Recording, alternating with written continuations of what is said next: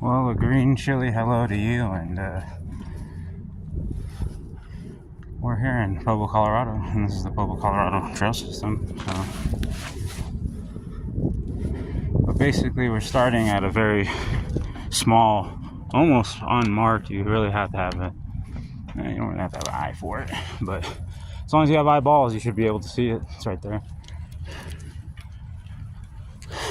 But basically, what I'm showing here today is, for the sake of anybody being a tourist or just doesn't know the trail system at hand and what it's going to be in the coming years, this is a beginner guide, so you don't get lost. You know where all the offshoots are, all connectors, all the other trails that connect to what we are on currently is the Fountain Creek Trail.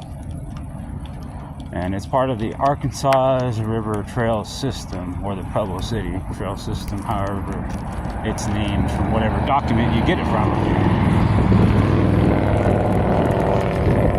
There's been revisions not only to the name, but to the trail itself throughout the years. Mostly being infrastructure, you know, like whether it's made out of asphalt or if it's made out of concrete. That seems to be the major tide turn within the recent years. The section I am situated off of next to Highway 50 here in southern Colorado is the most northern end. Well, we're about to get to the most northern end, but it's where most people stop their bike ride, because there's a lot of offshoots, like you just saw me come out from where Montebello and ends, basically. Excuse me. And that's about where I live. Excuse me. That's about where I live. And I live in this kind of square of apartments on an intersection. So, and this is another offshoot with, fortunately enough, a trail marker sign, which is good. And usually there's pretty decent indication. It takes you right there, straight to the sidewalk. It doesn't take you to another trail, but it allows you to connect with the trail at hand. So, Front Range Trail. Those are pretty cool. I like those. Pretty sure you can see it pretty decently.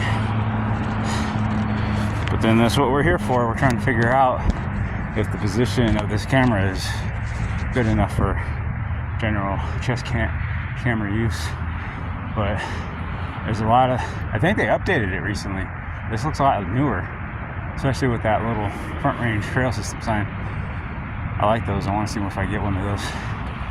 Hit up the mayor's office. Yeah, hey, let me get that Front Range Colorado Trail placard and throw it onto my bicycle.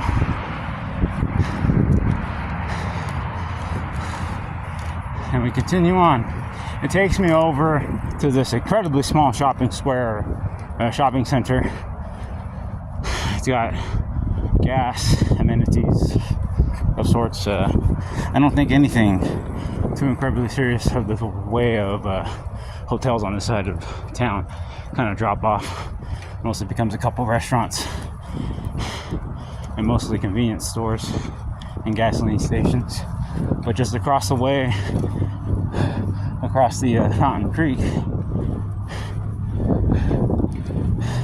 there's way more hotels and motels and whatnot.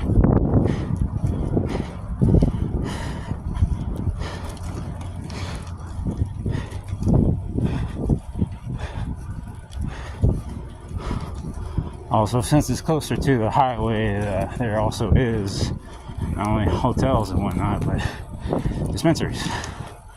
These are the last dispensaries you can go to and get recreational or medicinal, for that matter, until you get out north of Colorado Springs.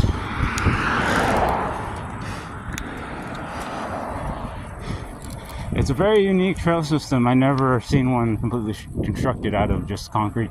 I know it's just essentially a glorified sidewalk, but it has its value. It's wide enough for, definitely, for 2 single file lanes of bicycles going opposite of each other. But there are these parts right here, like you'll see up ahead, especially here on the north side, it's not as well kept.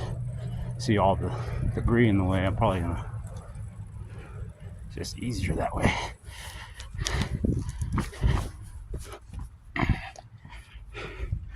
Looks like they're using it as a fire pit of some sort.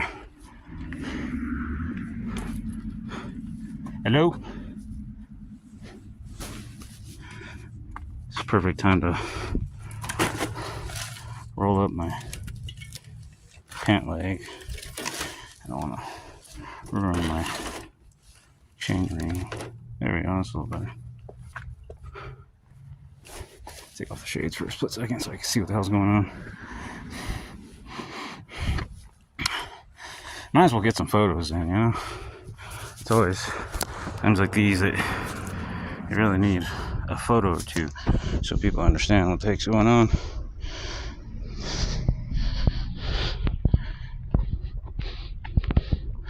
This used to be blocked off with boulders and not debris, but you know, the grasses and everything. And somebody straight out living right here. Can't see it too well. Hopefully when we get inside we can get a better look at it, but for the time being I'm gonna just put this back up real quick.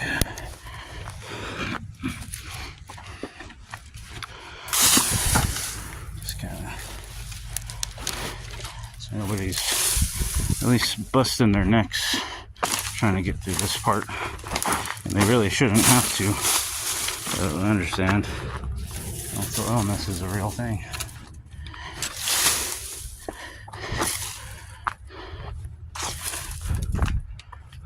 Tell me your hot takes of whether we should have mental institutions again or not. Whether we should bring back the white paddy wagons. See if I can turn on the light real quick. That'll probably help.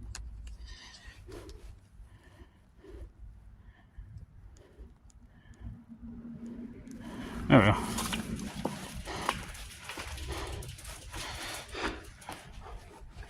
Mostly just scattered debris. You can kind of see stuff going on here.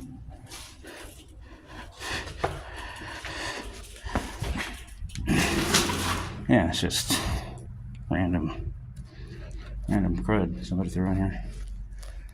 Kind of sucks. But again, it's all, might as well take pictures and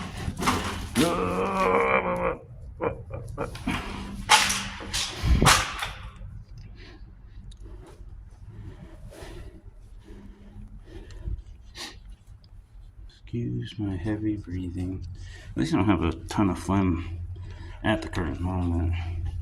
I have kicked back on consuming copious amounts of alcohol, so that might help. But yeah, you see what I'm saying. You just take a few pictures. I'll just kind of back her up for a second. Get some better pictures. There we go.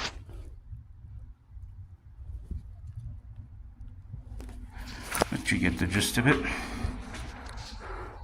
There's some more down here, but it's mostly pretty disposable stuff. This is like a full-on sleeping bag and everything.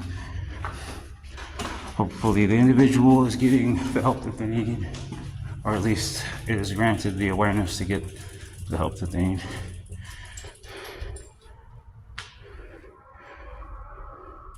So there's some glass up in here. I'm gonna pick up my bike. But there's definitely some burnings and such. a tank, a propane tank, empty water bottles. And it kind of calms down after that. But yeah, it's not the best.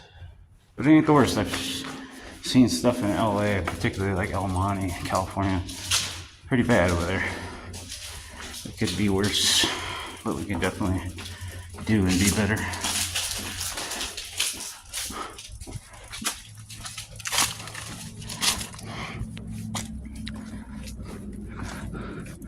And people wonder why people don't really like to come through this section of the trail. And this is usually it. If it's not dirty, it's somebody, you know, doing drugs or something of the sort. And hopefully, yeah, like I said, they do find healing, but please don't put kids at risk. Please don't put the general public at risk. There's ways about this we can handle better. And for the sake of my tire safety, I'm gonna remain off of my bicycle, at least until we clear the section. There's a lot of broken glass sometimes, even around this corner right here. You can see little sparkles through the concrete.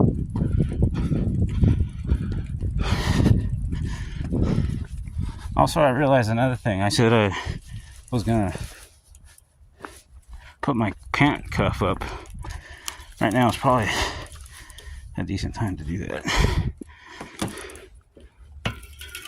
Also, this is me kind of like mustering the courage, if you will, or mustering the gumption. Not sure what you would want to call it, but 3, 4, and 5. I do a minimum if it's a half an inch, assuming hem on the pant leg at the bottom. If it's half an inch, I'll do a 5. So that way you get like at least 2.5 inches of clearance, I suppose, if my math is correct. But yeah, I stay off my bike through this section, especially given the given state of the tunnel. Usually if it's clear in the tunnel, usually there's not much going around the trail itself that would cause you harm or your bike harm. This is also another little offshoot. I mean, it's a little dilapidated. It could be use some work, but let's see what they do with it, if they do anything at all. Excuse me. I do apologize. I will, on the occasion, shoot a snot rocket. Not only for my nose's sake, but for my lungs' sake. Just kind of making sure that we got no glass. I'd rather it be stick in my hand, because I could just pick it out. I have hand sanitizer on me, but I would wash it with at least some clean water, potable water. And we continue on the trail. It's a lot cleaner up this way. It's just that little section right there that heads underneath the road that tends not to be the most desirable to ride through. Like I said, a lot of glass, the occasional needle from drug use, random debris, just lots of bad stuff that can, get up in your stuff and ruin the gears, pop your tires. You don't want that. So this connects to the back section of Harbor Freight, the now going out of business Big Lots, a couple other businesses there. I haven't been to those businesses yet, so I wouldn't know what they are, but I know there's other businesses there.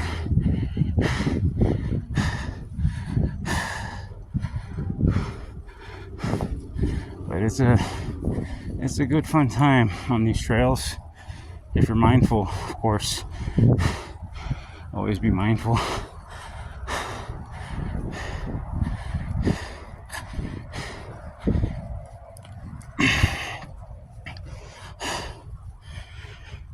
And I guess you could also call that an entry point or a connector.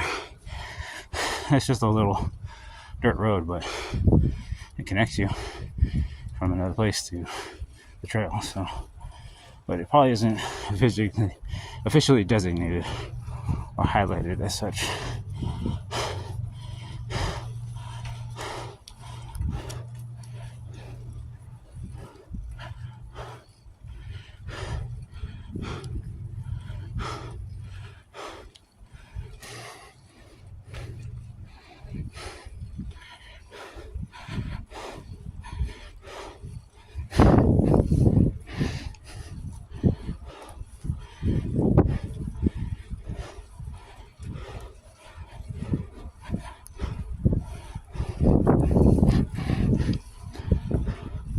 Checking my back tire, making sure I'm not gonna flat out.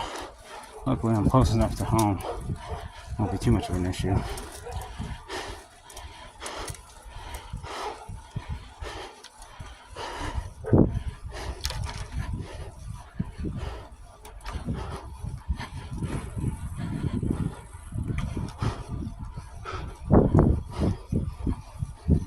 And this is the most northern section of the trail, like I was referencing earlier.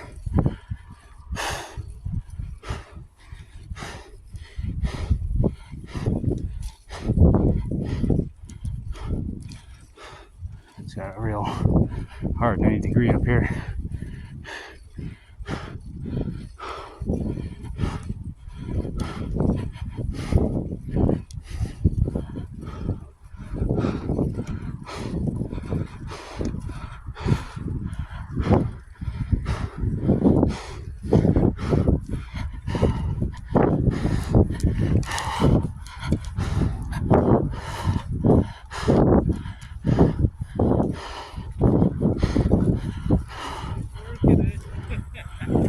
Sorry? Oh, it's a Bixie. Oh. It's an original Schwinn.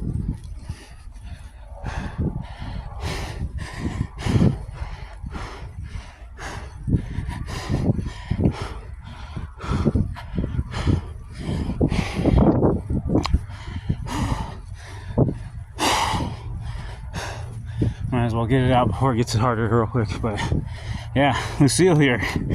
She's an original built Schwinn, Chicago built, right here in America. She's a good girl, dependable. Don't go hog wild on her, but she can go hog wild. If you work with her, treat her well, she does amazing. Keep the air in her tires pumped, her chain greased, and don't torque more than your body weight and then some, but that's about it. She's real easygoing. She's meant to be easygoing, but she can be a quick one. But I love Lucille. She's been good.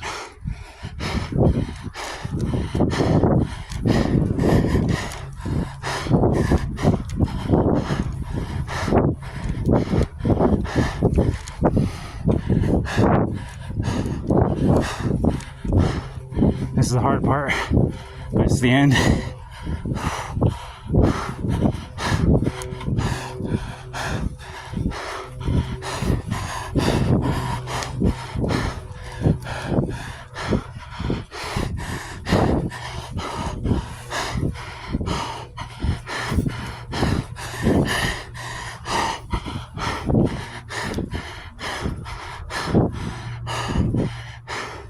Real steep right here.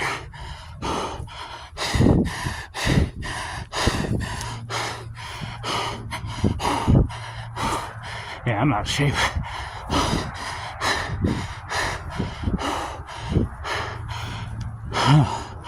Yeah.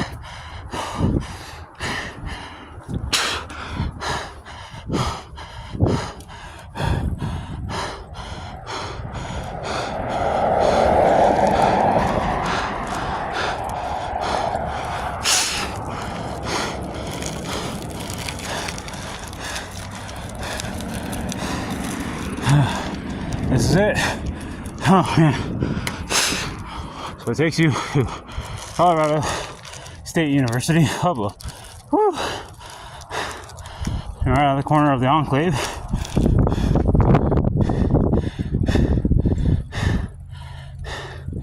is the trailhead parking and trailhead itself for Fountain Creek Trail. Obviously somebody stole the sign, which isn't cool, but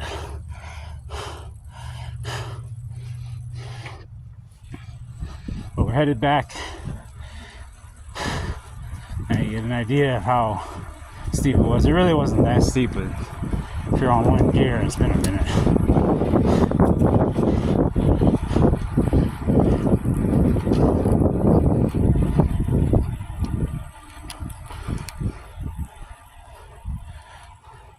And I only got the one break, so that's why I said I can't go hog wild on her, but she can go hog wild.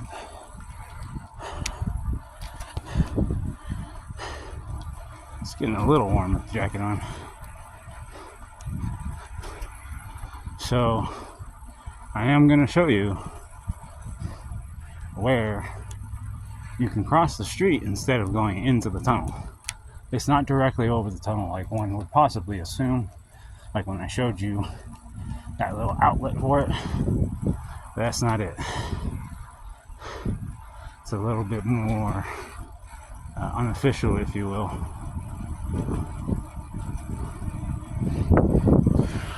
But it's easy enough that anybody could do, even on skinny road bike tires. I've gotten away with it, so as long as they're not crazily inflated, which I might have to not get off, but kind of hobble it over the rocks on top of my bike.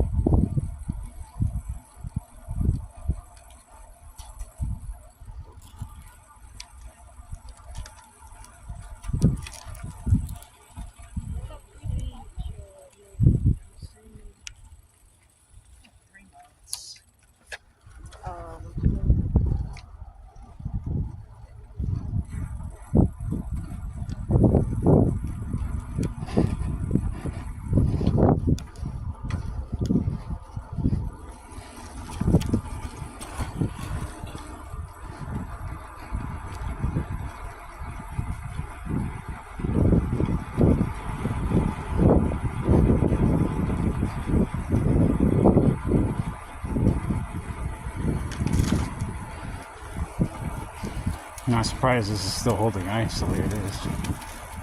That's what it does. Southern Colorado for you. On your left.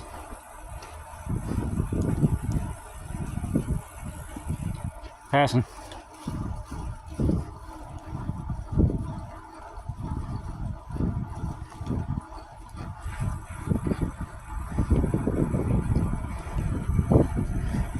Proper trail etiquette goes a long way.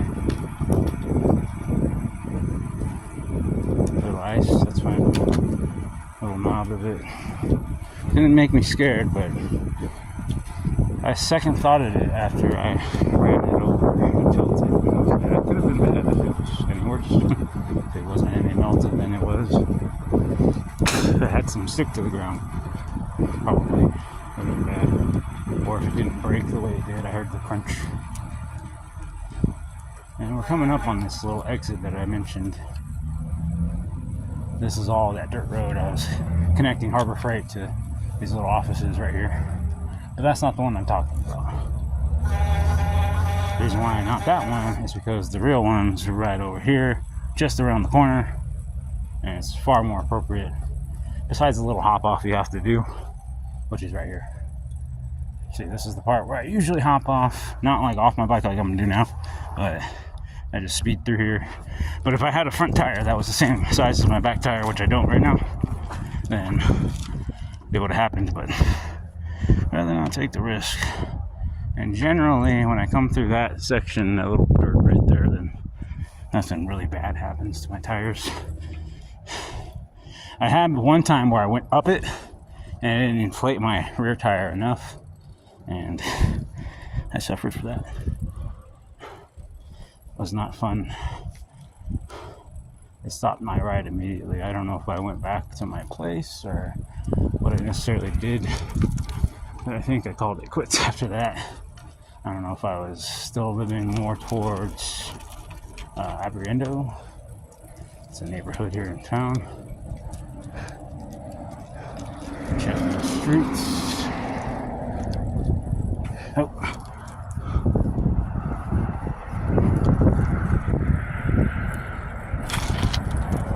Beautiful.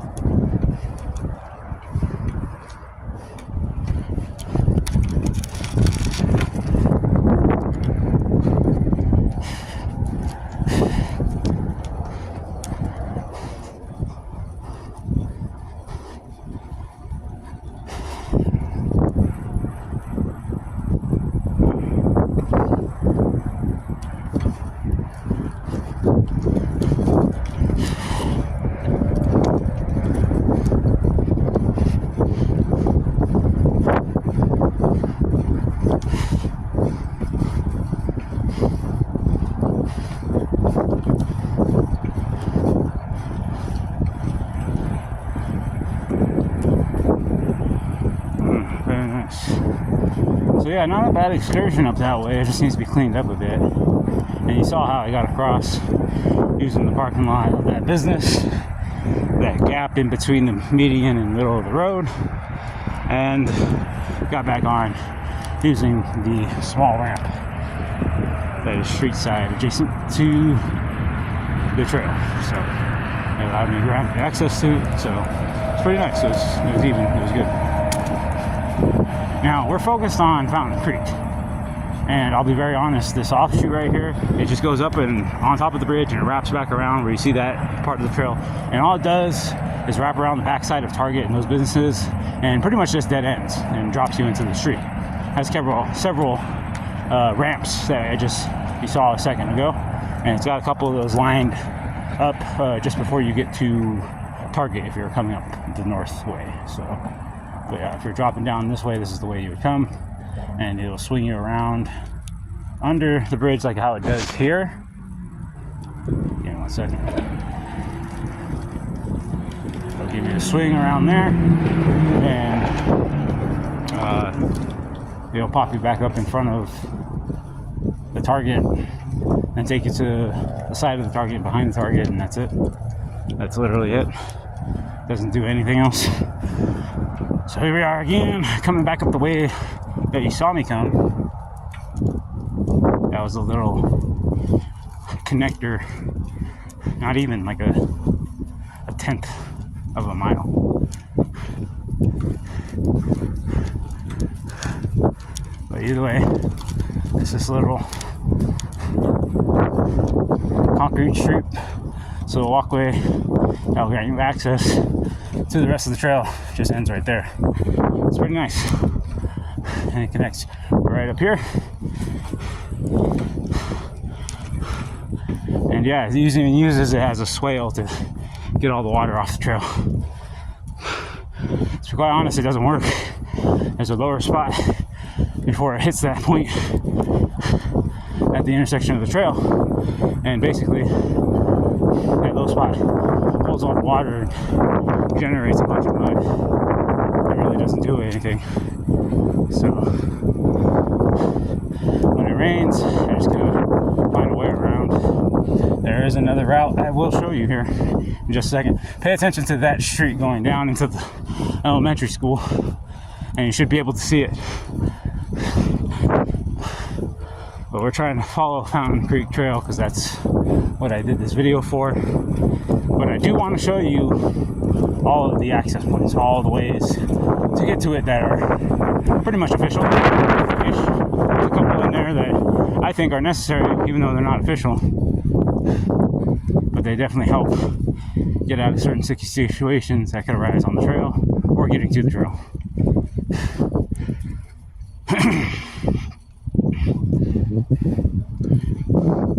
Hopefully the wind isn't like a huge factor in the audio of this. I have a solution for that, but we'll see. Hopefully this phone that I'm using to record is gonna be able to handle decent audio. Is it blown out by the wind?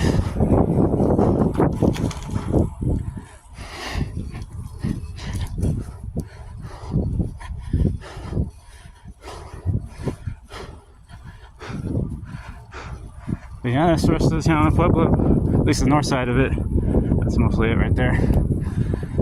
There's more that extends beyond that, but back to the trail at hand. I like this part of the corridor.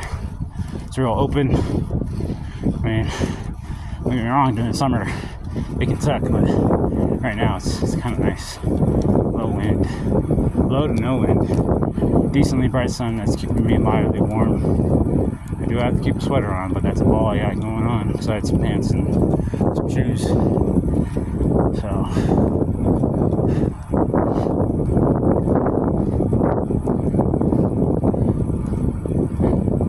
the most recent storms that we had, not even during winter, it was like at the tail end of fall, blew down a lot of branches. But it looks like they got a decent amount of them out of the way already. But those branches you saw earlier, that was all just, you know, homeless people not caring and just doing what they do, I guess. So this is the spot I'm talking about. So that street I just pointed out to you earlier connects to this little connector trail, which is pretty much an elementary school. So, but I'll on occasion take it. I gotta wrap around this way real quick. Kind of overshot. There we go. But yeah, I usually come through here when I'm going down and I'm trying to get there as quick as possible. Well, we took the scenic routes today, but now you know where that's at. It's right at the back of Hoff Elementary School. So that'll help you get there. You can go off onto the dirt if you'd like. That's always an option available for whoever. Excuse me. Excuse me and my phlegm.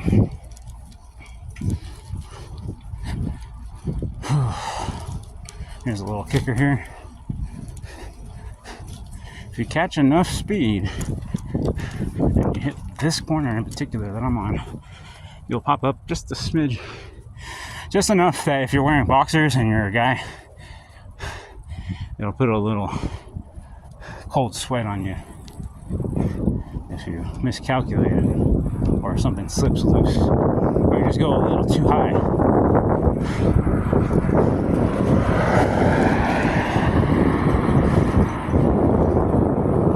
So there's more of the dirt road there. It's pretty nice. I like it. I like it. It's good. It's good. Hopefully I didn't run it over serious glass or anything. Hopefully it all flakes out and doesn't bother me. That's the goal here. But this skirts the neighborhood here of Belmont, and I noticed these houses closest to the river are very nice. Very nice.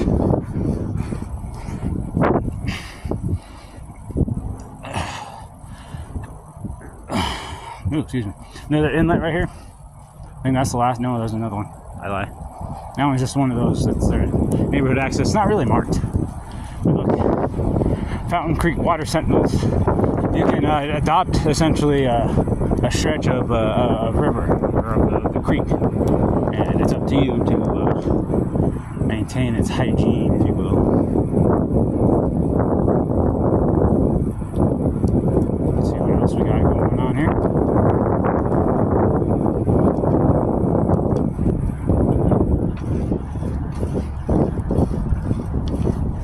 So I don't know, I'm debating whether I should just drop this video as a long form video and just cut off the first part where you can see my apartment door and everything, and just go from there. Show me from like at least, and this is the part right here. It ties into this street right here, which Chinook, if I'm not mistaken. Yeah, it's got the whole trail sign. It's even got the mileage on it. It's a new one. Let's check it out. It's probably the best one to check out because it's not going to be all beat to shit or fucked up or anything like that.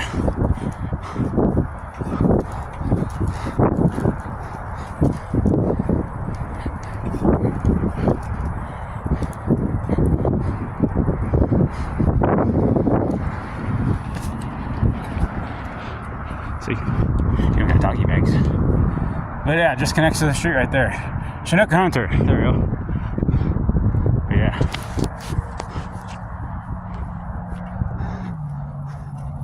Why did they put that caution sign there? And then they got dog bags.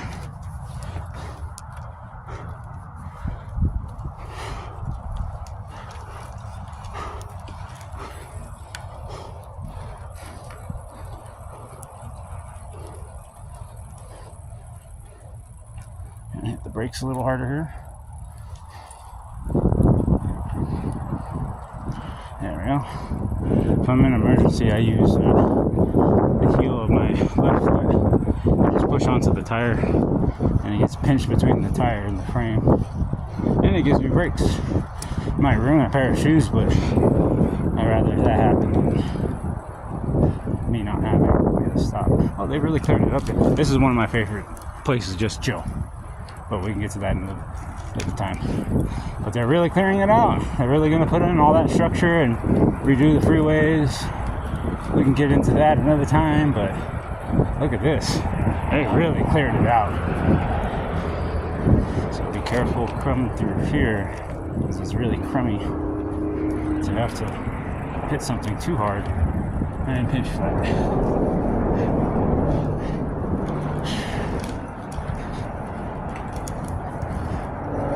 And this blind corner always sucks because it's always debris up and it's got a bunch of dust on it and dirt. You could slid out, and that's never happened to me, but it could happen. It's always a corner that always deals with a bunch of erosion from the hillside.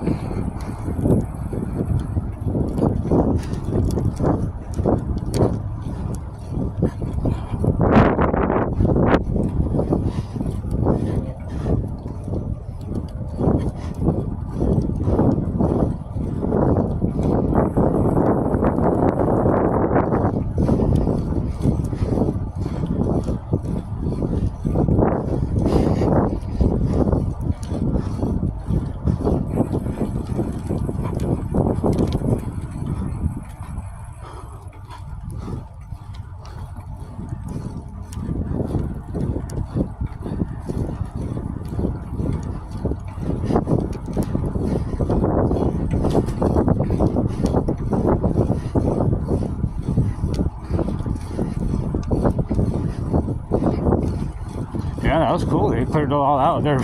They really mean it. So basically what's happening is all that interchange between the two highways of Highway 50 and Highway 47 and Highway I-25, they're kind of like a jumbled mess right there. On one side of the highway, there's two abrupt exits and entrances. Then on the opposite, there's a really long, drawn out on-ramp and off-ramp. It just doesn't really need to happen. So I think they got better engineers and all that stuff, and they even threw in what I thought it should have happened a long time ago, and I'm glad I noticed it. But is that they designed a bike trail to connect from where we saw just now, where it was all barren, to all the way I think it's Santa Fe and 21st Street. It's a little dead-end corner where the highway is. And people would always just cross the highway, you know, playing chicken with the cars. I've done it before. I'm not going to sit here and lie to you. I've done it before.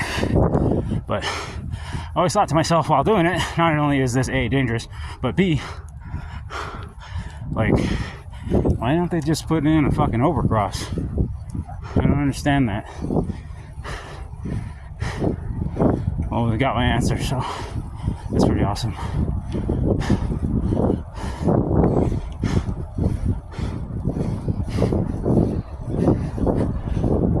So looks like I may only have the energy and stamina for at least all of Fountain Creek.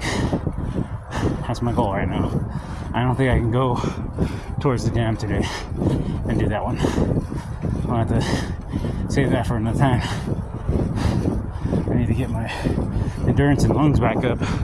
My legs are there, but everything else is gone.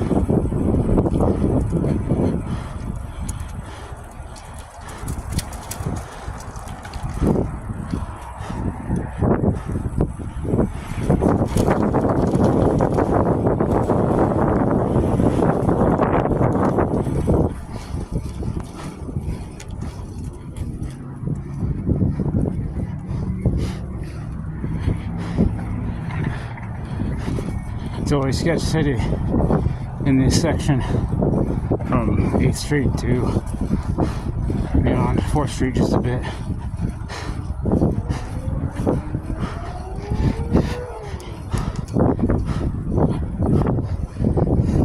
Especially on the backside of the laundromat here. Usually somebody's using, and if not, then they're out getting it. So.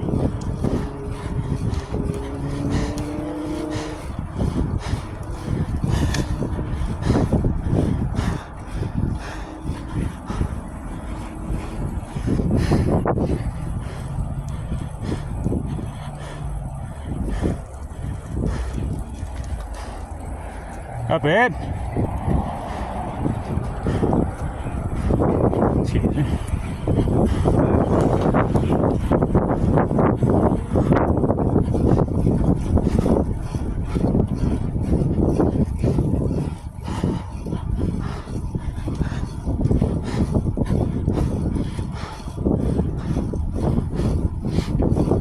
Usually if you're pretty nice to them, they're cool. Treat them like humans. Don't treat them like anything else, because if you do, then you're just asking to get hurt. They are human after all. Treat them like it. It's not hard, really. I guess for some people it is. I don't know why. But still keep on your toes around them. Doesn't mean they're your friends just because they're friendly.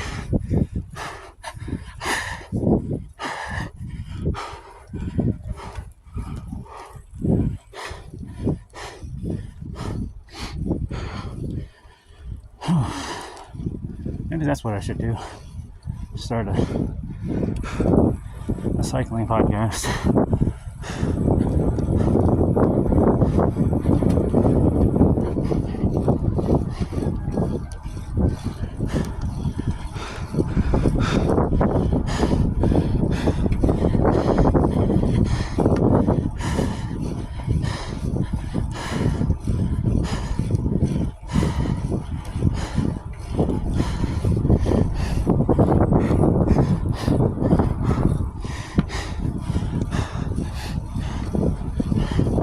I think this is called Plaza Verde Park. It's another entrance point. Oh, I didn't bring up the other two entrance points because those were the ones that were overrun by homeless people, but I'm sure you can see them on the video. The first one was the park itself, or no, 4th Street. That little ramp off to the left, going to that little Bones gas station. There's a Bare Bones gas station next to it.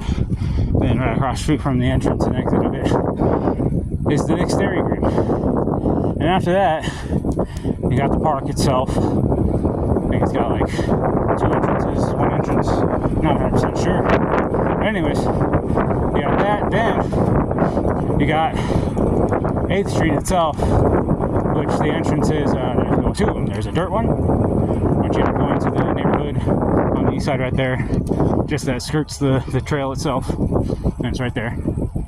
Or the other one is the concrete one, which is again to the left, and it takes you straight to 4th Street.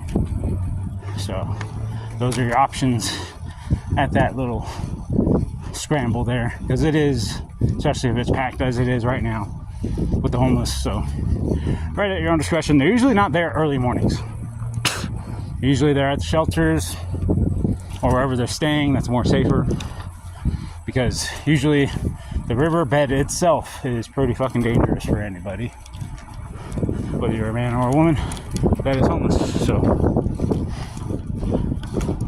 something to be aware of.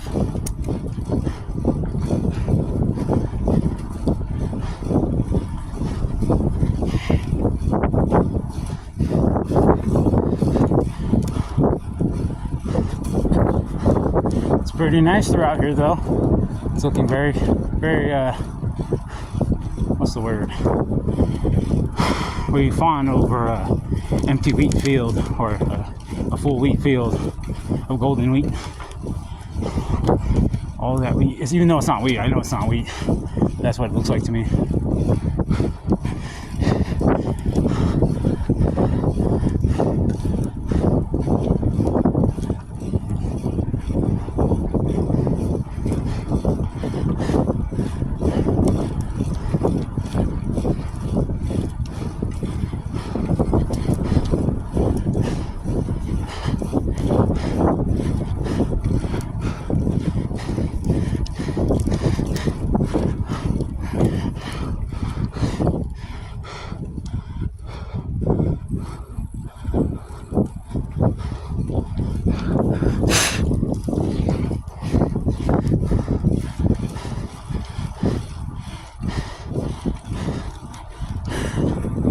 This is always a blind curve, so stay wide, is what I would say. It's a visual confirmation. Same thing going the opposite way on it. Suck to run into somebody. Woo.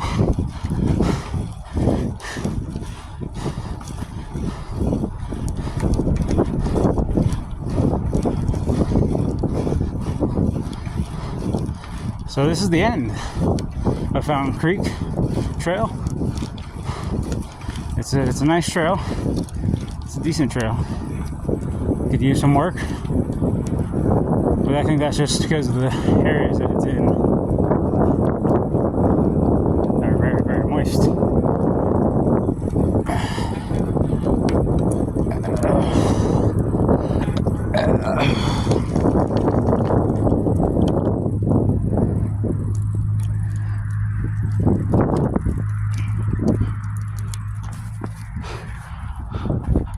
And see, there you go.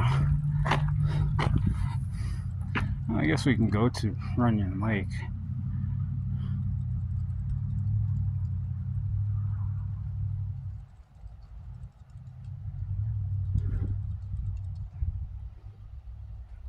Hey, might as well. It's only just a little bit away, just one loop won't kill.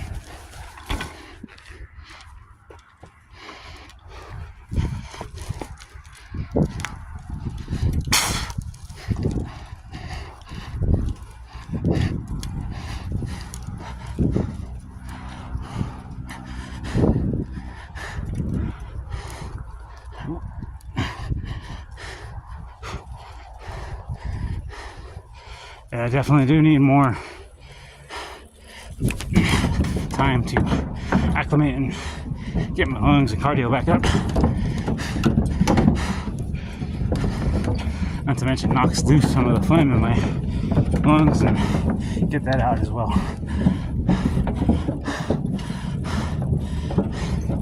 Looks like they replaced most of the planks. That's good. You can see the new ones.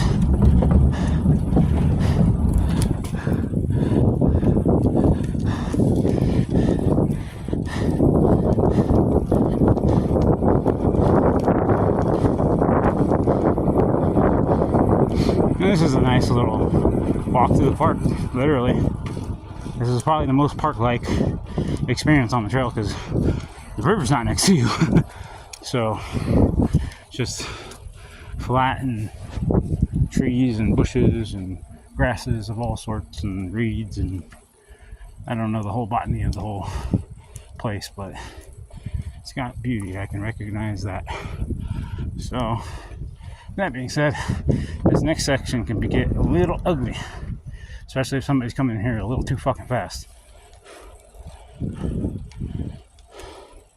I usually like to slow it down, make sure I'm looking around the corner. Once I see nobody, it's good. There's still danger coming from here though, so be aware of that.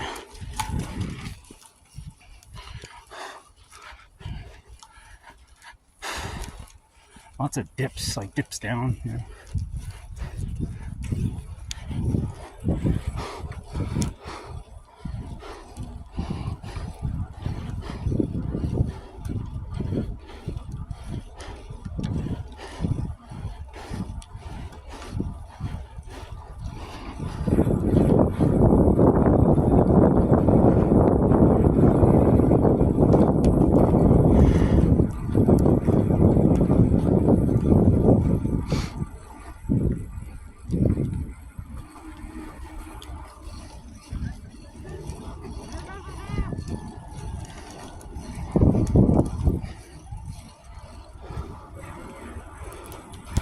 And here we are. This is the beginning of the loop. This was just nothing more than connector trail to other access and auxiliary ponds. But this will take you around the actual loop of the lake.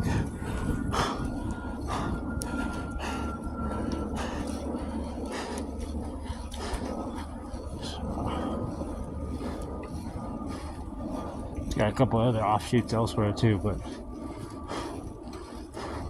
I'm trying to go by feeling. Yeah, feel it out.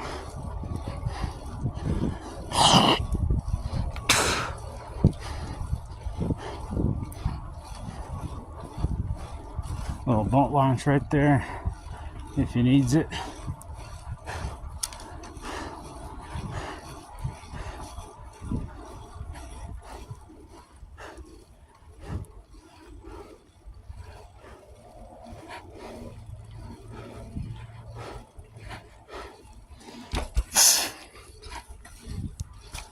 We go to the left because it just takes you to a levee right there. A little staging station for boats, I believe.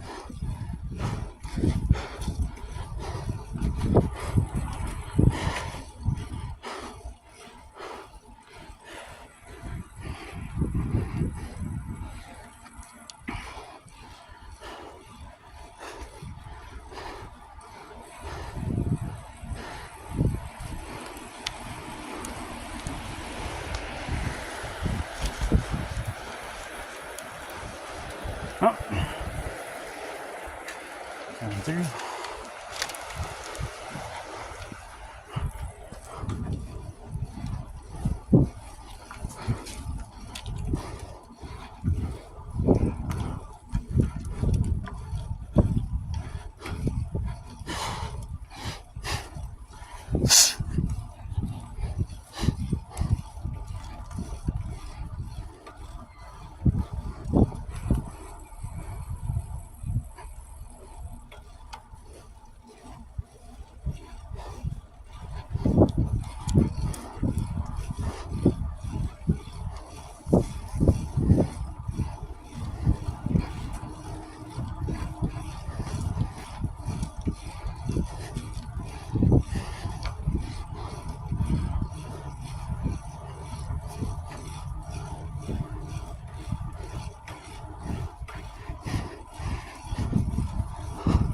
Oh, this is janky.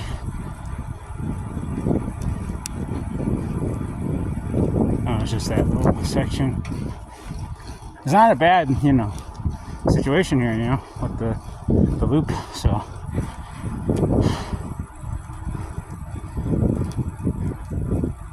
The real question is, do I want to go back after I'm done with the loop?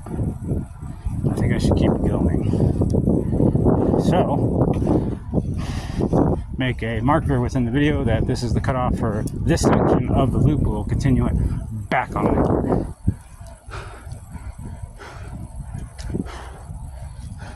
This is also kind of a dicey corner if you're not watching what you're doing. And this is interesting. The trail splits up, but one's like a memorial path and the other path is just like normal traffic. Like it's decorative, you'll see right here. It's got these weird little bricks. I think they're just historic pieces of building. Greenway donors. So these are all the donors in memoriam and such. And this is kind of like the old brick road, I guess. So, good sign. Why are you littering? You're stupid. Don't care about my city. Mom, yep. This is gold right here.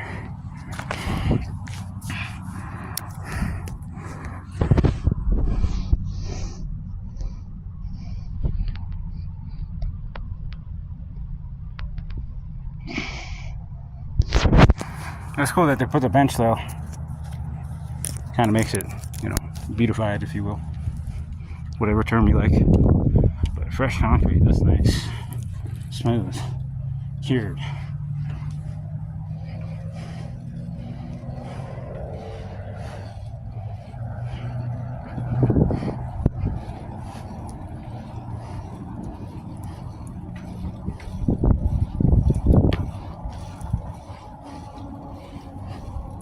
Well, it's warmer on this side too.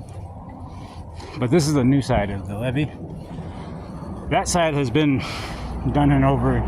It's already good. If anything, it needs an update. This side of the levee, it was just straight, just embankment. So there was no real way to ride it, per se. And look at this.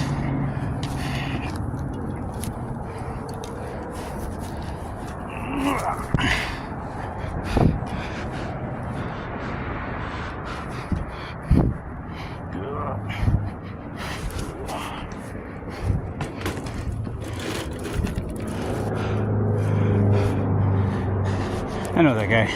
He always rides around on his little outfit that he got going. It's pretty cool. He has a little rear rack. He's got all kinds of flags and doodags and handkerchiefs hanging off of it. But I have no idea where the fuck that came from. Excuse my language. But yeah, I take it upon myself. It's good stewardship to do so. All right, Lucille. Yeah.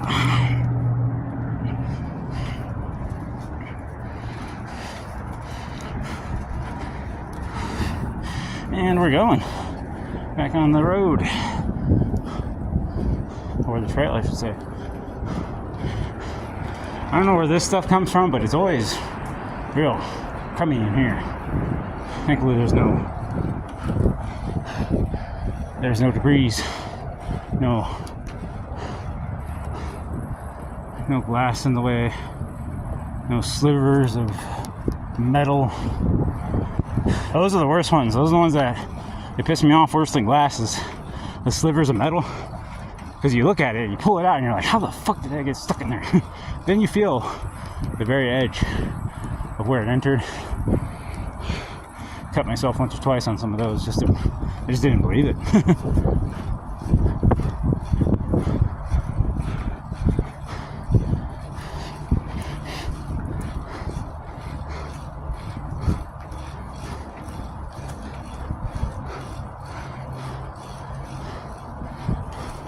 Up ahead.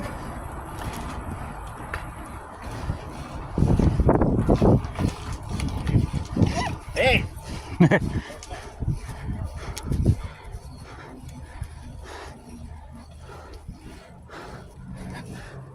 It's not the dogs that worry me. It's the shitty owners. Seem like a decent owner.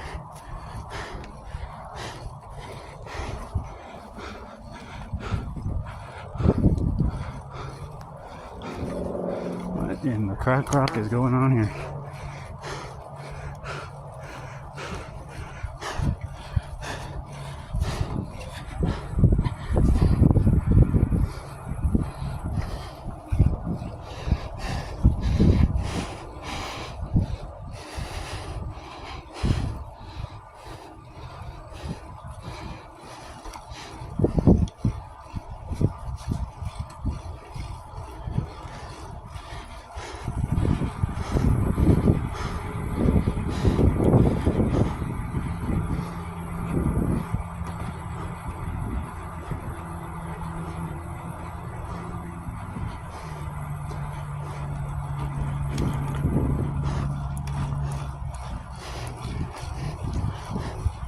pretty easy sailing right here.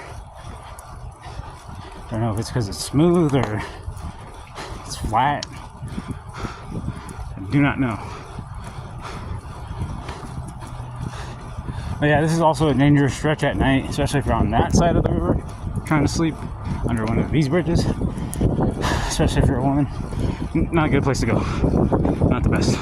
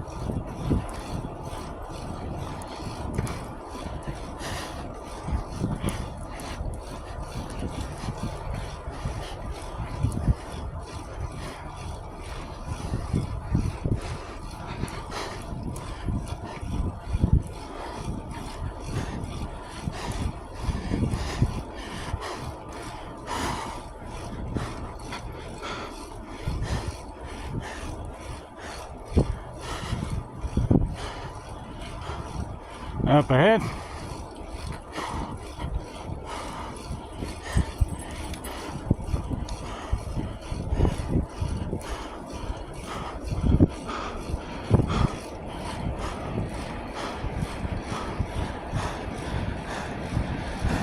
It's all like barren, everything on the banks and the embankments and whatnot.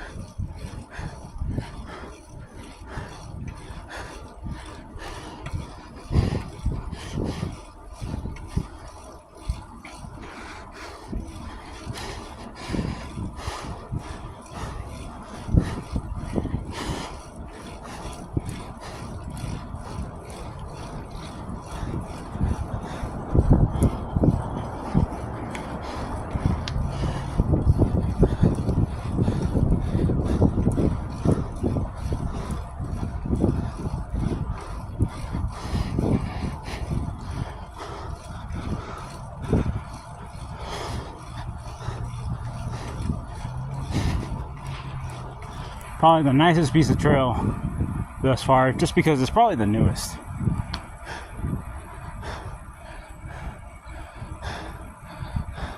Hoping I can get through the other side. I'm not trying to bust my fucking ass.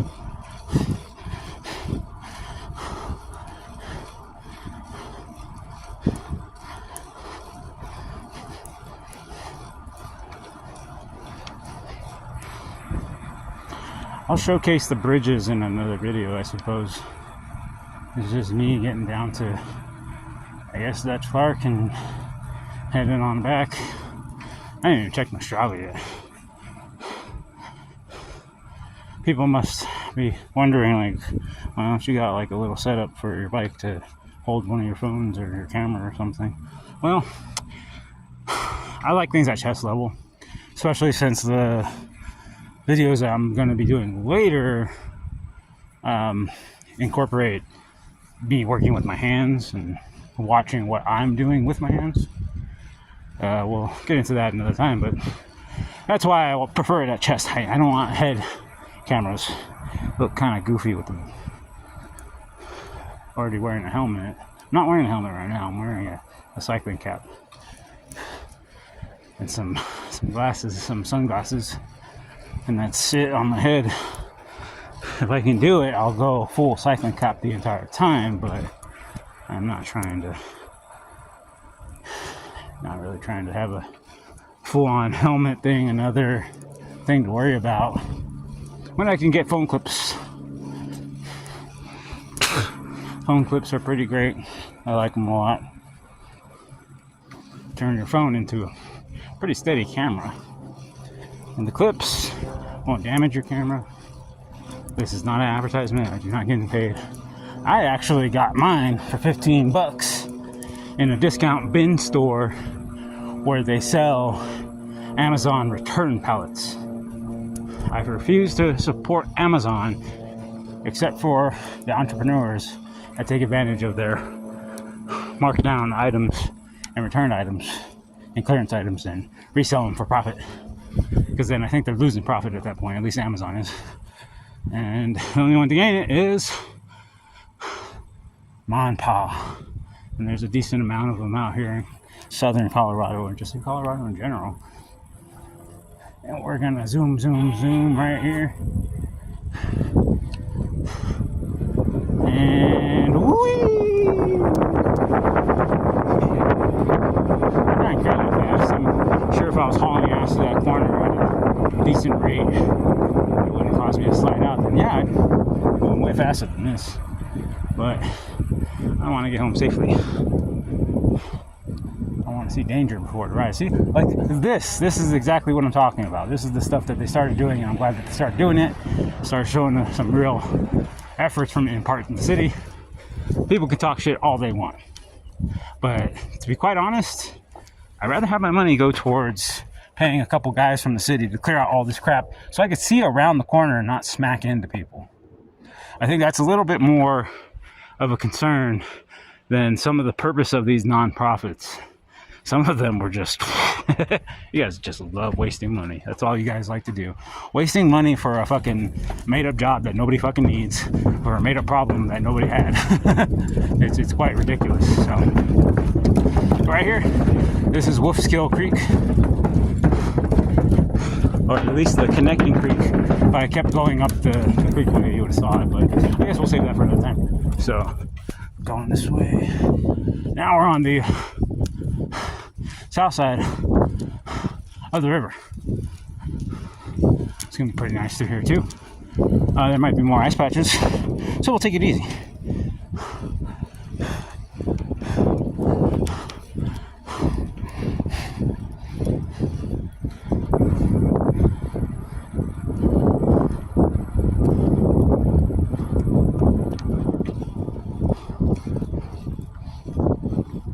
So, I think the longest form video I could do is the entire trail system.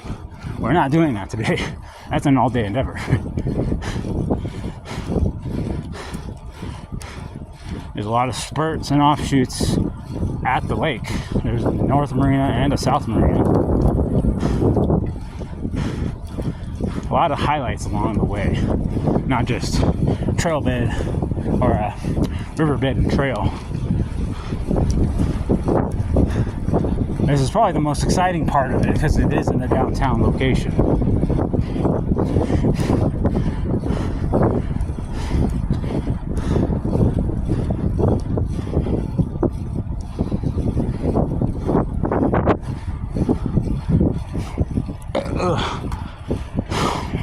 We're currently behind what's known as Dutch Clark Stadium.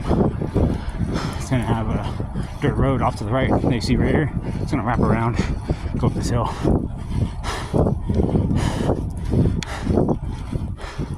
Up ahead. See, it wraps around and lets you up back onto the Abriendo.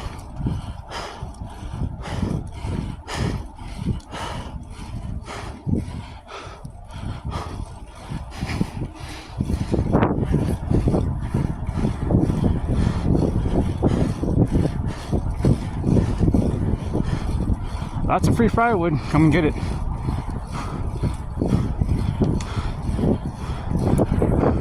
That's nice. They finally cleaned up the trees too. There was a lot of tree that was hanging out. waiting to just snap, bonk somebody in the head and have a case on their hands. So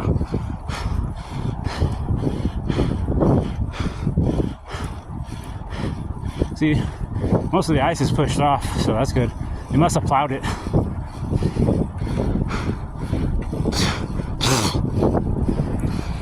Tons and tons of firewood.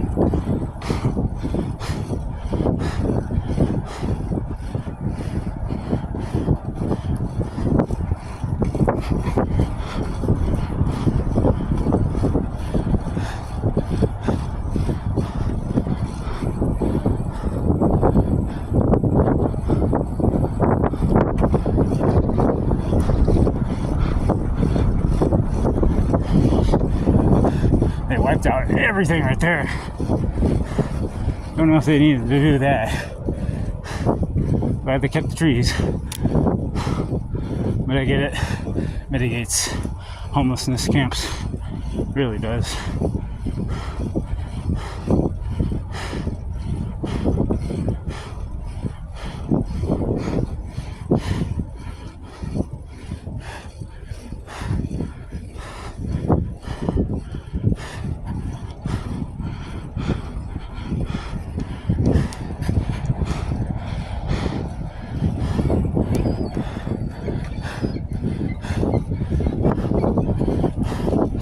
Because it's in the shade, it's a lot cooler. Also, I didn't notice this till heading back the opposite direction, that it's got a bit of a wind. Probably around 7 miles per hour. Enough to hinder my out of shapeness.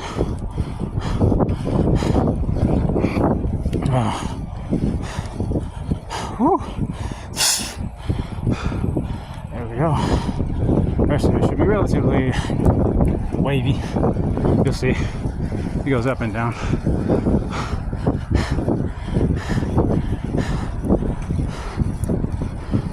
Should rather not. Find a piece of what you call it, real quick that way.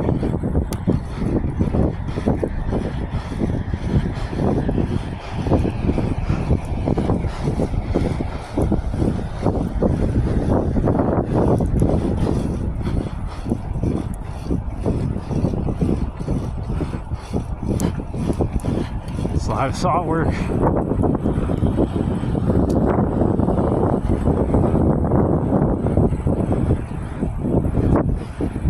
Pretty decent saw work too.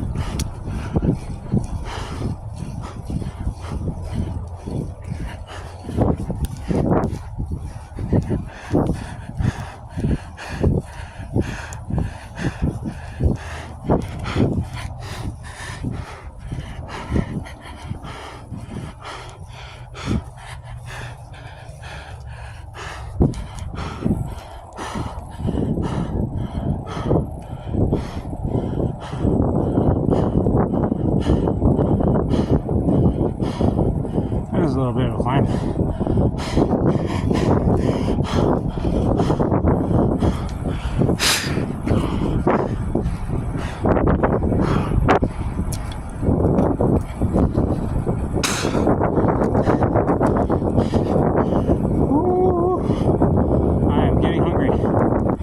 probably my cue to go back home.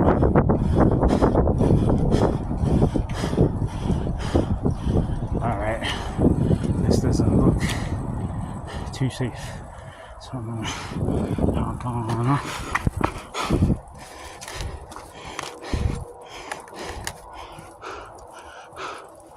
Alright.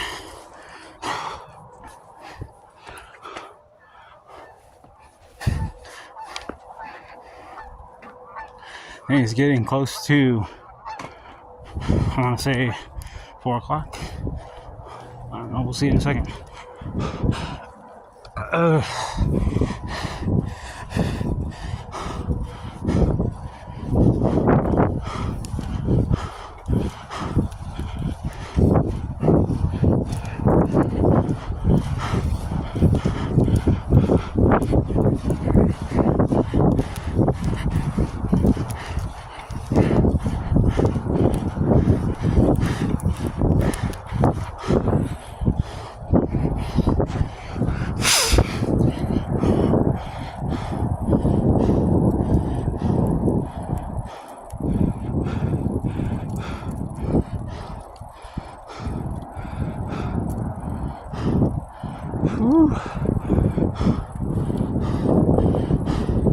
Here's my least favorite section of trail. Not this right here we're on, but where that yellow guide rail is going to be at. You're going to see. Always make sure the tires are pumped up for this one. Pitch flats can't happen, especially right now. Like serious, like. You know what I'm saying now? What I'm talking about? These little bars in the trail. I guess they're like concrete rivets or something like that. I'm not 100% sure, but I'm just scared that one day one of these is going to be like rusted through on the edge and it's going to just jut up and start taking out everybody's tires.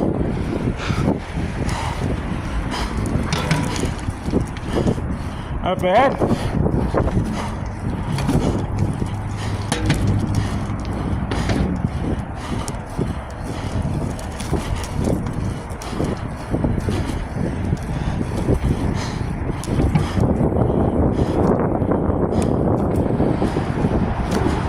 But so far, none of them have been in danger. It's mostly random shards of glass that really do the damage. So that can be a headache too, but luckily looks like most recent rain washed the majority of it away. Excuse the phlegm. Let me take a left. This takes you to Santa Fe and to the county. We're not trying to go that way.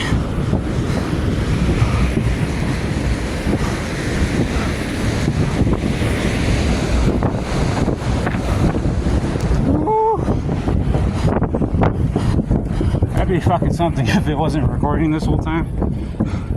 So we're probably gonna take a little break here and read this little placard.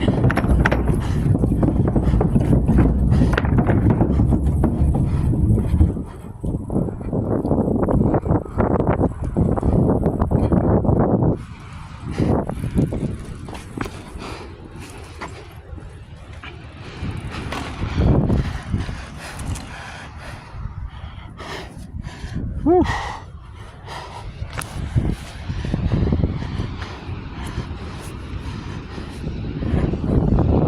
I was kind of want to take it off of the thing, but let's see if I can get it. Oh, there we go. So, Greenway donors: Bob Carmelita Cater, JC Nesbitt, Jarvis Mary, Joe Royals, Pam and Terry Fouts, Lorraine and Clifford Hoyle, Todd Troy Jones, Mr. and Mrs. H.J. Leonard Benjamin and K. Massey, Ed Sue Mastro, Diane Myers, John Janice Schmidt, Dr. and Mrs. Charles E. Schindler, Chris and Judy Steverjorn, in memoriam Thelma H. Brace, Sagrid, I. Hamel, Joe and Peggy Hitvitz, Jess Hunter, Ruth Nesbitt, Joe L. Pueblo, or Puleo, Sharon L. Reynolds.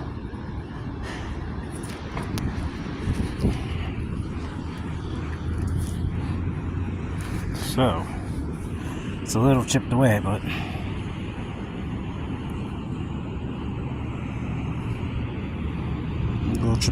it's there. I wonder if there's anything on the other side. Probably not.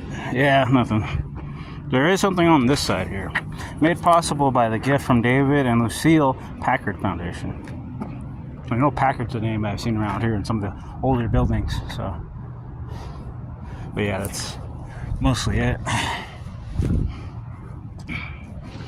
And yeah, that's Lucille right there. There she is. She's I guess we're doing a bike check right now. Right now she's rocking a 700 by 23 on the front. It's Continental Grand Prix. Brand spanking new. Just put it on there, around with Conti tubes. The brake, I think, is original. I may be wrong. Weinman type 810. But it has a more updated radius brake lever that's updated. So are the handle, the handle cover. I'm forgetting everything about a bike right now. Handlebar covers. I'm sure that's it, right? Handlebar grips. There we go. I have a little rechargeable front light that's waterproof. That really helps in a pinch. All I have to carry around is an adjustable wrench for all this. I just got to make sure I'm really biting down correctly when I go to crank. So, and let's see, the brake pads were like $6 brake pads, and you got like a set of 3, so they're like $2 each, basically $1 a pad essentially. Real cheap stuff. I mean, it's still working though. It's making me brake, not as much as I would like to. I'm sure there's something else I could do to adjust that. But yeah, it's working pretty decent right now. What else? The seat is the new school Schwinn. Yeah, the new Schwinn quality, you know. I'm gonna switch this out for a Brooks. I'm a Brooks guy. Not the leather Brooks. I'm part of the Cabranium. The C17. That's my seat right there. That's what I like. These are the specialized grips. That's what they are. Specialized. The back tire is just a normal Kenda, I think, or Kendall, or whatever they're called. Just normal wear and tear tire you get for $10. Chinese piece of crap. But the frame itself is an original Schwinn, not only crank, but also a Schwinn faceplate, all original. So it's a Chicago built one. Pretty good American quality. I got it for, I want to say $75 if I'm not mistaken, or 90. Couldn't pay more than 100 now that I remember. But the only problem it really has is these guys down here, my forks. They can bend a bit. Part of it is I do need to lose weight, but also I guess it's fatiguing. It's already kind of set in that way, so I have to be very careful about not ramming into stuff with my front tire. I got to be incredibly careful about that. You'll see me just pick it up, because that's why I have the fatter 700 by 32C in the back, and I have a 23 in the front.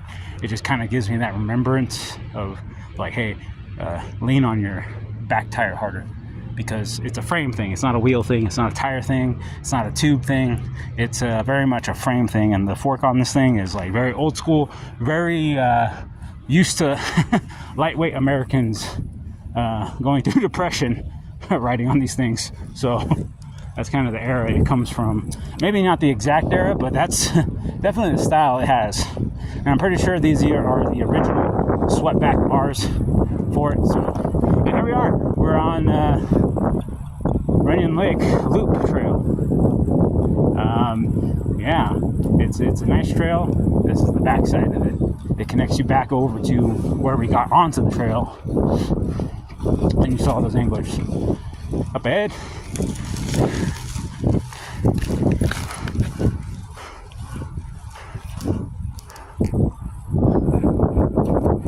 usually all the trail users are pretty mindful of each other. I don't be speeding around dogs or kids. Up ahead, and I'll call up ahead. How's it going?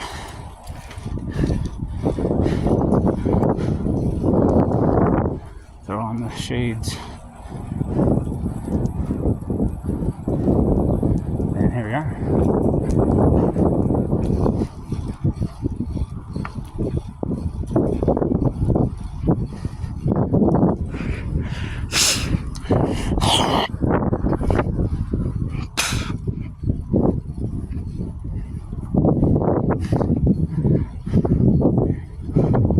Yeah, pretty. I mean, it's a little more away from everybody else on the other side, because that's where most people fish, is on that side. So that kind of helps. But there are little pockets where fishermen will come over onto this side and start fishing. So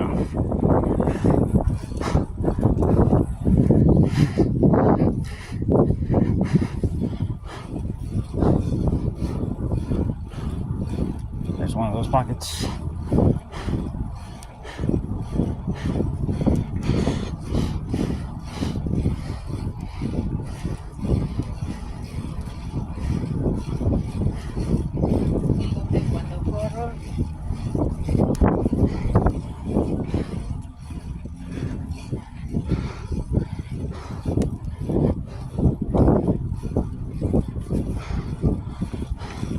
And the Arkansas is right there, all up in that.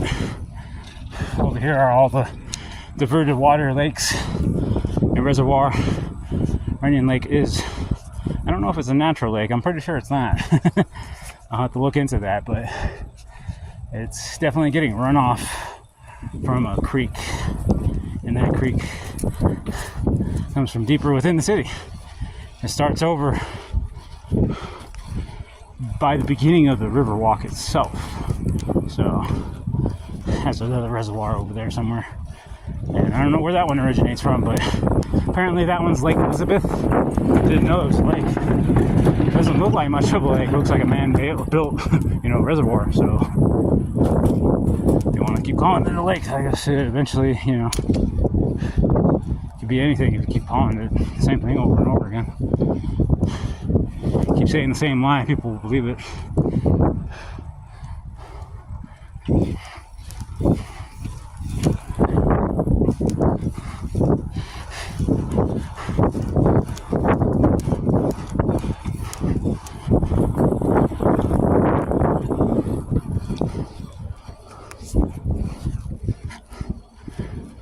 Whew.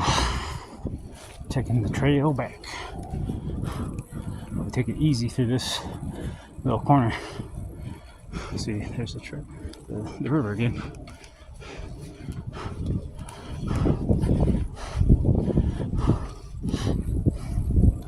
I was debating whether I wanted to start trying to do some bike deliveries. Kind of glad I held out. Not only would I be tired, but I just don't have the energy or the caloric gains for it at the current moment.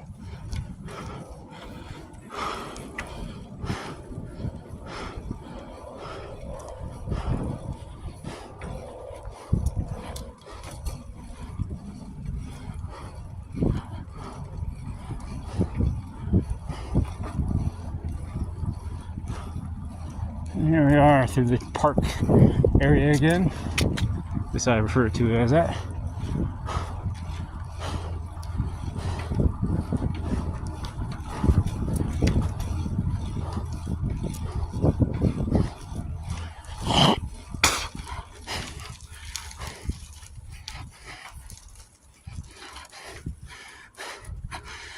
So that's Mountain Creek, Runyon Lake, and the levee. After that is mid-river to Nature Center, and Nature Center to the dam.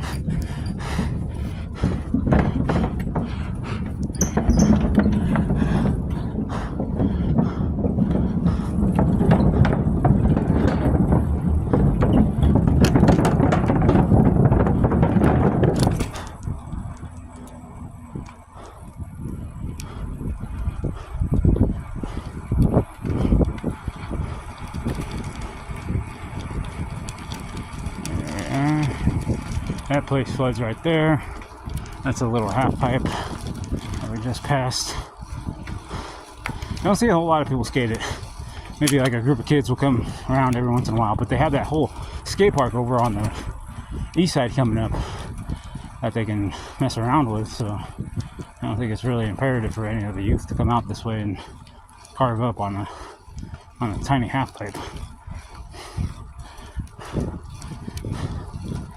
And this is that same corner I made reference towards about careful, make sure you're coming into this corner slowly, because somebody can be zooming the way I'm coming right now, or they be coming around this corner right here real fast and kind of cut your corner real deep, so you have to hug to the inside a lot. But thankfully there's only been like one or two people I've ever passed in that corner. For the most part, they go through it slow no matter what, but it's easy to go through. Nothing to worry about. Hardly anybody to run into, but just be cautious. And I guess this would be considered an entrance too right here, but I'm more of a road cyclist myself. I'll do gravel, but mountain bikes, I mean, real cool community, real fucking cool community. But I don't know, I feel like I could be more isolated by myself, like I want to be on my rides. I'm a former bike messenger from originally out of LA. Then I went to Seattle for a summer, stayed a little bit longer into the winter until the season really slowed down and they had no work for me. And I got the fuck up out of there before it got any worse. Any colder, that is, any more snowy. Because it's just, you can't deliver. There's steep hills. There's essentially mountains next to the sea. So, it's pretty intense. But my legs got very strong that summer. I was rocking a tracked frame 3-speed. Wrap your head around that. It didn't have traditional track dropouts in the back. I had a regular dropout for a geared, but I had it as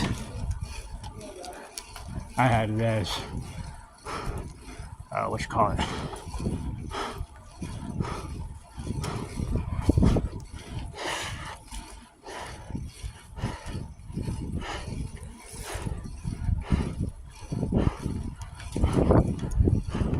I had it as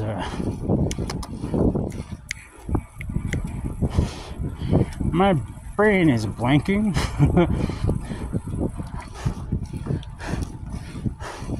It was an internal hub 3-speeder. That's what it was. It was modeled and given the geometry of a track bike. So you could backpedal and brake pretty easily. But didn't have a dedicated front brake, which would have helped because it was kind of getting scary at certain points.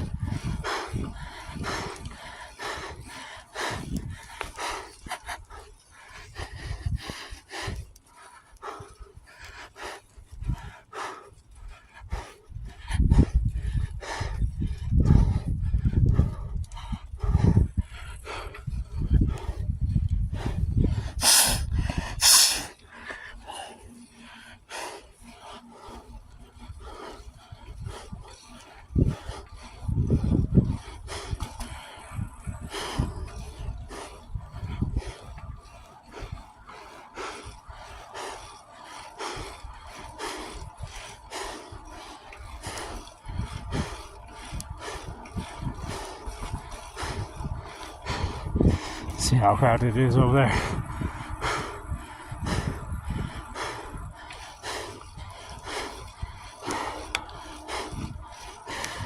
I don't know how many miles I did.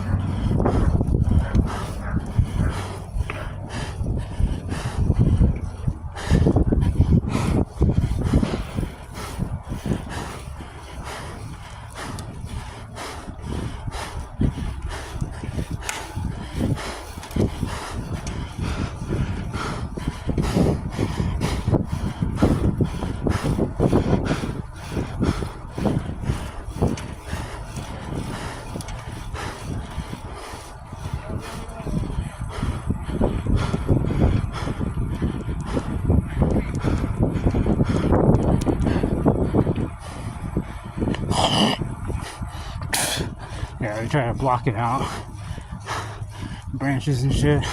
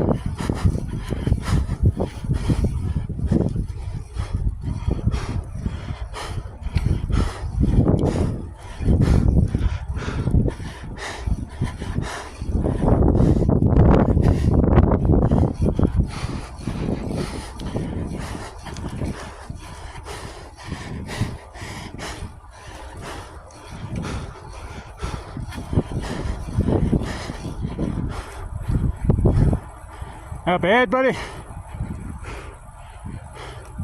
You're nice. How you doing?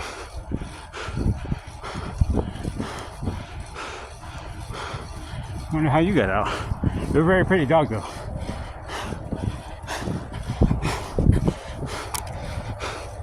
Dogs don't make me nervous. Humans do.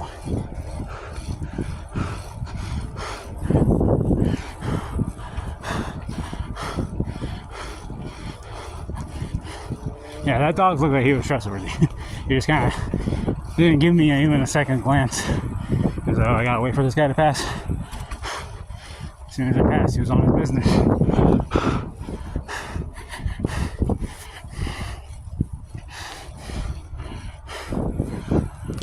Whew.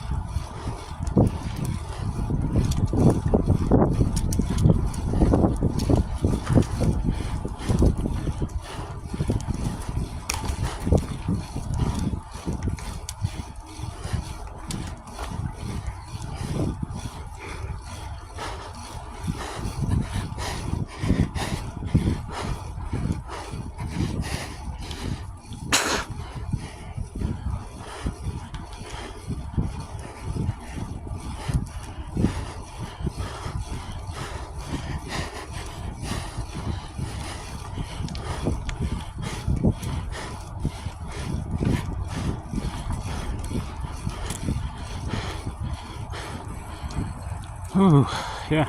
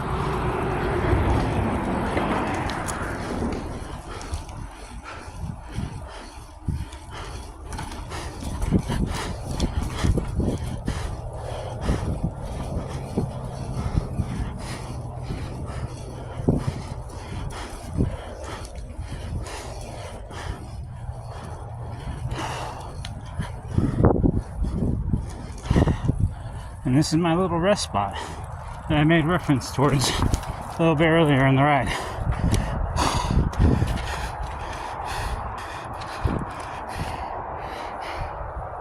Oh wow. Almost there though. But yeah, this is my little rest spot where I take pictures with Lucille, hang out, have something to eat or drink. I like it when it's growing out in the summer. Oh, look at this. People still left their flashlight and their little glasses. But yeah, no, it's a little cool spot. That gets flooded. Down there, it gets flooded. But yeah, the rest of it's pretty stable. Just don't go off from here. If I do sit over here, it's against the tree. Nice little spot right there. Or if I want more shade, right here. So trust me, when it's growing up in the spring and there's tons of leaves on the trees, it looks really nice. It's an ideal spot to sit and catch your breath, do what you need to do. So a lot of the elderly disabled folks out of this big tower complex here, this apartment complex, they have to come over here and hang out to see the birds and the trees and the river, get some sense of connection to Mother Earth. But man, I wasn't expecting that though. They leveled that clean. But I guess you need to, because if you're going to put in all this highway and kind of expand it up and make it easier on vehicles and the road itself. That's what I noticed about the particular on-ramps and off-ramps at this junction, is that asphalt, that road was worn into the curvature, and so many people making the tight turn, consistent turn, it just kind of dug a groove into the road. Excuse me. But yeah, we're at the home stretch. We're not going all the way up to the north side because we already did that, so don't need to go over it a third time. We already went up and back that way, so now we're just coming on our back or return trip, coming this way. Wonder if our homeless friend is still around. He's chilling over here. He's probably taking a break and going up river some more. So I'm sure I could do like a lunch service, depending on the location. I don't know if I can go all day yet delivering. One thing I did notice that I do need is a bus pass or bus fare, because I remembered I would always use the train, so I had a train card and a Metro card back in LA, and you could just hop on the train and add a month pass. So I just had to tap that bitch and go. Usually kept it in my wallet, or I even kept it in the back of my glove. So just tapped it. I had cycling gloves at the time, the fingerless cycling gloves. They help for, especially if we're doing bike delivery. And I do bike delivery. I throw my phone in my pocket. I do not need to be distracting myself with the whereabouts of my own GPS location. It is a huge distraction and liability, especially if you're inexperienced and you're trying to make bicycle deliveries. Truly, it is not the smartest thing to do.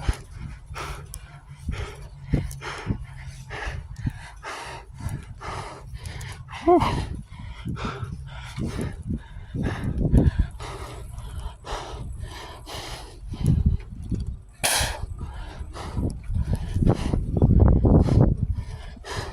Definitely did over 20 miles.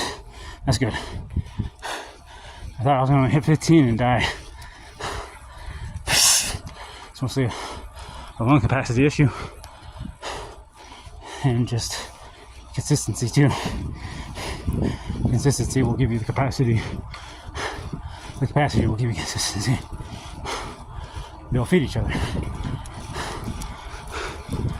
The more I'm consistent in working out, the more lung capacity I'll get. The more lung capacity I have, the more consistent I will be when I work out. still struggle, still. Amazing. Doesn't get easier, just get faster.